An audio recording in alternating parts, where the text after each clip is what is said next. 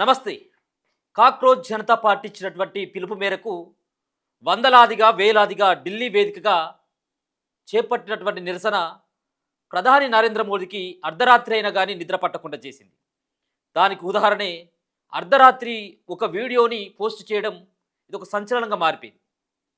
So ఈ సెగ అంతా కూడా ఢిల్లీలో కాదు, దేశవ్యాప్తంగా బీజేపీకి గట్టి ఎదురు దెబ్బగానే చెప్పుకోవచ్చు. ఒక పక్కన వీడియోలు రిలీజ్ చేసిన, మరో పక్కన ఫాస్ట్ ట్రాక్ కోర్టు ఏర్పాటు చేస్తామని హామీ ఇచ్చిన, మరో పక్కన మరోసారి పేపర్ లీక్ కాకుండా చూసుకుంటామని చెప్పేసి ఒక ప్రతిజ్ఞ చేసిన దేశ యువత అంతా కూడా దాన్ని సమర్థించడం లేదు. దాన్ని ఇంకా వ్యతిరేకత వస్తూనే ఉంది. ముఖ్యంగా ఈ యొక్క పేపర్ లీకేజీలకి బాధ్యత వహిస్తూ ధర్మేందర్ ప్రధాన్ రాజీనామా చేయాలన్నటువంటి డిమాండ్ తోటి ఢిల్లీ వేదికగా పెద్ద ఉద్యమమే జరుగుతూ ఉంది. సో దీంట్లో ఇప్పటికే సిజేపీ పార్టీకి సంబంధించినటువంటి అధికార ప్రతినిధులతోటి సిజేపీ పార్టీతోటి చర్చలు జరిపేందుకు కేంద్ర సర్కార్ అప్పటికే సిద్ధమైపోయింది. ఇప్పటికే 2 దఫాలుగా చర్చల కోసం ప్రయత్నం చేసి విఫలమైపోయినా ఈసారి చర్చలను సఫలం చేయాలన్నటువంటి ఉద్దేశంతో ఈరోజు మరోసారి సిజేపీ తోటి చర్చలు జరిపేందుకు సంసిద్ధమైపోయింది. సో దీంట్లో భాగంగానే ఇప్పటికే తెలుసు మనకి, సో పోలీసులతోటి ఆల్మోస్ట్ సిజేపీ పార్టీకి కబురు పంపడం జరిగింది. నడ్డా నివాసంలో కానీ ఆఫీసులో కానీ చర్చలు జరిపేందుకు సిద్ధంగా ఉన్నారు. మీ డిమాండ్ నెట్లో చెప్పాలి, జేపీ నడ్డా ఇంటికి మీరు రావాలి అని చెప్పేసి కోరడంతో దీన్ని సున్నితంగా తిరస్కరించడం జరిగింది సిజేపీ పార్టీ. సో మొత్తానికి మరోసారి చర్చల కోసం పిలవడంతో సో ఒక తటస్థమైనటువంటి వేదిక కాన్స్టిట్యూషనల్ క్లబ్లో ఈరోజు సమావేశం జరగడం జరిగింది. ఒక పక్కన సిజేపీ పార్టీ నుంచి ఇద్దరు, అలాగే సర్కార్ నుంచి, కేంద్ర సర్కార్ నుంచి ఇద్దరు ఈ యొక్క చర్చల కోసం వాళ్ళంతా భేటీకి అయినటువంటి నేపథ్యంలో ఏం జరగబోతా ఉన్నది, ఆ ఢిల్లీలో జరుగుతున్నటువంటి ఈ యొక్క నిరసన ఇక్కడికైనా ఫుల్ స్టాప్ పడుతుందా, ఈ చర్చలు సఫలమైతాయా, కేంద్రానికి అనుకూలంగా ఉంటాయా, సిజేపీ పార్టీ వాళ్ళు పెట్టేటువంటి కండిషన్స్కి ఒప్పుకుంటుందా, ధర్మేంద్ర ప్రధాన్ రాజీనామాకి కేంద్రం ఒప్పుకోకపోయినట్టయితుంటే సిజేపీ పార్టీ దాన్ని సమర్థిస్తుందా, వ్యతిరేకిస్తుందా, లేకపోయినట్టయితుంటే సిజేపీ పార్టీ పెట్టినటువంటి నిబంధనల్ని, పెట్టినటువంటి కండిషన్స్ని, పెట్టినటువంటి డిమాండ్స్ని ఒప్పుకొని రాజీనామాకి కేంద్రం ఆమోదిస్తుందా? దీనిపైనే రకరకాలైనటువంటి చర్చలు నడిచినటువంటి సందర్భంలో 3 డిమాండ్లని కేంద్రం ముందు పెట్టడం జరిగింది సిజేపీ. ఒకటి, ముందుగా మొదటి డిమాండ్ ఈ యొక్క విద్యా వ్యవస్థలో లోపాలు కావచ్చు, అలాగే ఈ పేపర్ల లీకేజ్ వ్యవహారంలో ధర్మేంద్ర ప్రధాన్ విద్యాశాఖ మంత్రి అయినటువంటి ధర్మేంద్ర ప్రధాన్ రాజీనామా చేయాలంటూ వాళ్ళు మొదటి ప్రపోజల్ని కేంద్రం ముంగట ఈరోజు అటెండ్ అయినటువంటి బీజేపీ పార్టీ నుంచి ఇద్దరు మంత్రులు, ఒకరేమో జేపీ నడ్డా, మరొకరేమో జితేంద్ర సింగ్, ఇద్దరు కూడా బీజేపీ పార్టీ నుంచి అటెండ్ కావడం జరిగింది.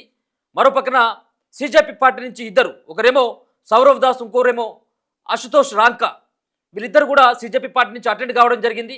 3 డిమాండ్లను ప్రభుత్వం ముందు పెడితే మొదటి డిమాండే రాజీనామా చేయాలి ధర్మేంద్ర ప్రధాన్. సో రెండోది, చనిపోయినటువంటి వాళ్ళు ఎవరైతే ఉన్నారో ఇప్పటికే 17 మంది ఈ పేపర్ లీకేజ్ వల్ల చనిపోయిన, నీట్ పేపర్ లీకేజ్ వల్ల ఆ కుటుంబాలకి ₹1 కోటి పరిహారం ఇవ్వాలి. అలాగే 3 రోజులుగా చేస్తున్నటువంటి నిరసనకారులు కావచ్చు, అలాగే సిజేపీ మద్దతుదారులు కావచ్చు, విద్యార్థులు కావచ్చు, వీళ్ళపైన కేసులు పెట్టినటువంటి ఉపసంహరించుకోవాలి, కొత్త కేసులు పెట్టకూడదంటూ 3 డిమాండ్లని ఇలా కేంద్రం ముంగట పెట్టడం జరిగింది సిజేపీ పార్టీ. సో దీంట్లో సానుకూలంగా రెండింటికి ఒప్పుకున్నప్పటికీ ఒకదానికి మాత్రం బీజేపీ పార్టీ ఒప్పుకోలేదు, అదే ధర్మేంద్ర ప్రధాన్ రాజీనామాది. సో మరి కావాల్సింది ఈ రెండింటికంటే మిక్కిలి ధర్మేంద్ర ప్రధాన్ రాజీనామాయే ప్రధానమైనటువంటి డిమాండ్గా సిజేపీ పార్టీ చూస్తుంది.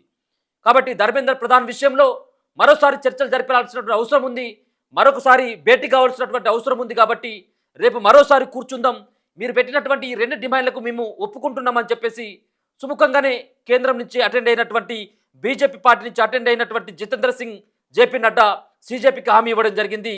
ఆ 2 డిమాండ్లే, ఒకటేమో ₹1 కోటి పరిహారం ఆ కుటుంబాలకి, చనిపోయినటువంటి కుటుంబాలకి, 2 ధర్నాలు చేస్తున్నటువంటి నిరసనకారులపై పెట్టినటువంటి కేసులు ఉపసంహరించుకోవడానికి పచ్చ జెండా ఊపినప్పటికీ ధర్మేంద్ర రాజీనామా విషయంలో కాస్త వెనుకడికి వేసినట్టుగా స్పష్టంగా అర్థమవుతా ఉంది.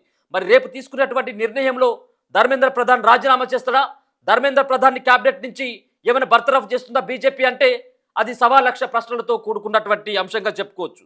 ఒకటేమో ధర్మేంద్ర ప్రధాన్ రాజీనామా చేసినా, క్యాబినెట్ నుంచి బర్తరఫ్ చేసినా ధర్మేంద్ర ప్రధాన్ అలాగే కేంద్రం సైతం కూడా తప్పు చేసినట్టుగా ఒప్పుకున్నట్టు అవుతుంది. ఇది ఫ్యూచర్లో పార్టీకి ఎఫెక్ట్ పడుతుంది అన్నటువంటి ఆలోచన చేస్తున్నటువంటి బీజేపీ రేపు ఈ నిర్ణయం తీసుకుంటుందా అంటే అది అనుమానంగానే కనబడతా ఉన్నది. కానీ ధర్మేంద్ర ప్రధాన్ రాజీనామా చేయకపోయినా, మంత్రివర్గం నుంచి బర్తరఫ్ చేయకపోయినా సీజేపీ పార్టీ ఖచ్చితంగా ఊరుకునేటువంటి ప్రసక్తి లేదు. ఈ రెండు డిమాండ్లను పరిష్కరించినప్పటికీ మూడో డిమాండ్ కోసం ఖచ్చితంగా మళ్ళీ ఢిల్లీ వేదికగానే రాత్రి పగళ్ళు తిన్నా తినకపోయినా వాళ్ళు పోరాటం చేసేటువంటి అవకాశమే కనబడతా ఉంది. మరోసారి భేటీ కావాలని చెప్పేసి ఇప్పటికే బీజేపీ పార్టీ చెప్పినట్టుగా తెలుస్తా ఉన్నది. రేపు మరోసారి సౌరవ్ దాస్ని, అశుతోష్ రాంకాని మరి ఖచ్చితంగా మళ్ళీ ఒకసారి భేటీకి కూర్చుందాం, మరోసారి చర్చలు జరుపుతామంటూ ఒక పక్కన జేపీ నడ్డా వారితోటి ఈ విషయాన్ని ఒకసారి మరోసారి కూడా డిస్కషన్ చేద్దామని చెప్పేసి ఇప్పటికే వాళ్ళకు ఒకసారి హామీ ఇచ్చినట్టుగా స్పష్టంగా అర్థమవుతా ఉన్నది. సో ఇప్పటికే జంజీ ఉద్యమం అంతా దేశవ్యాప్తంగా ఉధృతమవుతున్నటువంటి ఈ తరుణం కేవలం ఢిల్లీ వేదికగానే కాదు, హైదరాబాద్ కావచ్చు, కేరళ కావచ్చు, మిగతా చాలా సంబంధించినటువంటి రాష్ట్రాల్లో బీజేపీ పార్టీకి వ్యతిరేకంగా యువత అంతా కూడా కదిలి వచ్చి వాళ్ళ నిరసన గలాన్ని విప్పుతా ఉన్నారు. ఇప్పటికే పదుల సంఖ్యలో బీజేపీ పార్టీ అధికారంలోకి వచ్చిన తర్వాత వివిధ పేపర్లు లీక్ అయిపోయినాయి. లీకేజీల వల్ల చదువుకుంటున్నటువంటి విద్యార్థుల యొక్క జీవితాలు అగమ్య గోచరంగా తయారైపోతూ ఉన్నాయి. ఒకడేమో పేపర్లు అమ్ముకుంటాడు పైసలకు, ఇంకోడేమో పేపర్లు లీక్ చేస్తాడు. ఈ లీకేజీల వల్ల మా భవిష్యత్ అంతా కూడా ప్రశ్నార్థకంగా మారుతుంది. పరీక్షలు అంటేనే భయం అవుతుంది. మేము ఎంత కష్టపడి చదివినా ఉద్యోగాలు రావట్లేదు. చదవనటువంటి వాళ్ళకి పైసలు పెట్టి కొనుక్కున్నటువంటి వాళ్ళకి ఉద్యోగాలు వస్తూ ఉన్నాయి. మేమేం పాపం చేసినాం? ఇది బీజేపీ వాటి వైఫల్యం, ఇది ప్రభుత్వాల వైఫల్యం. ప్రభుత్వాలు మారుతున్నప్పటికీ ఈ ప్రశ్న పత్రాలకు సంబంధించినటువంటి విషయంలో ఎక్కడ కూడా ఏ వ్యవస్థ కూడా మా యొక్క అర్ధనాదాలని ఎవరు కూడా పట్టించుకున్నటువంటి పరిస్థితి కనపడతా ఉంది.